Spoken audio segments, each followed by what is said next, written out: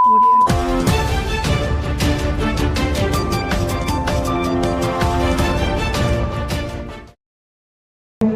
ఒక్కటి చేయాల్సిందే. ఇప్పుడు ఈ సందర్భంలో ఎందుకు పెట్టిన సభ, ఎందుకంటే ఫిబ్రవరి 26 నుండి బడ్జెట్ సమావేశాలు వస్తూ ఉన్నాయి. ఆ బడ్జెట్ సమావేశాల్లో మరి ఖచ్చితంగా తెలంగాణ ఉద్యమకారులు అమరవీరుల కుటుంబాలకు ఏదైతే మీరు ఇస్తామని చెప్పారో 25,000 రూపాయల పెన్షన్ ప్రతి అమరవీరుల కుటుంబానికి ఇస్తా అన్నారు.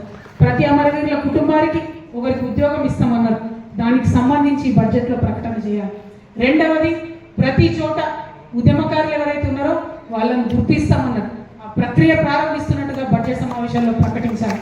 ఉద్యమకారులందరికీ కూడా మరి 250 గజాల జాగా ఇస్తామని చెప్పిండ్రు. ఆ ప్రక్రియ ప్రారంభిస్తున్నట్టుగా బడ్జెట్లో ప్రకటించాలి, అసెంబ్లీలో ప్రకటన చేయాలి.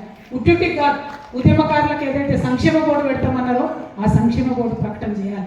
చేయకుంటే ఊరుకునేది లేదు. నేను హెచ్చరిక చేస్తా ఉన్నా, రేవంత్ రెడ్డికి కాదు, కోదండరామ్ సార్కి నేను హెచ్చరిక చేస్తా ఉన్నా. ఎందుకంటే రేవంత్ రెడ్డిని ఉద్యమకారులు నమ్మిందే మీ వల్ల.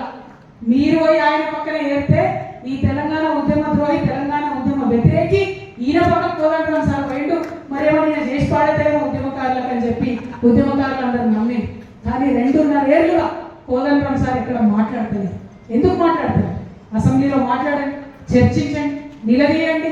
కాంట్రాక్టర్లకు తట్టెడు మట్టెత్తకుండానే 5,000 కోట్ల రూపాయలు రేవంత్ రెడ్డి ఇచ్చుకుంటున్నాడు కదా, మరి మీరెందుకు కోదండరామ్ సార్ మాట్లాడతలేరని నేను మిమ్మల్ని ప్రశ్నిస్తా ఉన్నా.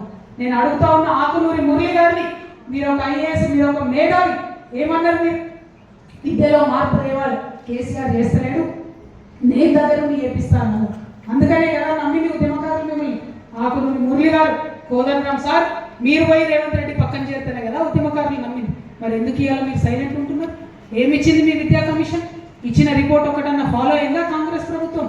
ఏమన్నా మేలు జరిగిందా? ఏం జరుగుతుంది? ఇవాళ గురుకులాల పిల్లలు చచ్చిపోతా ఉంటే ఏం చేస్తుంది?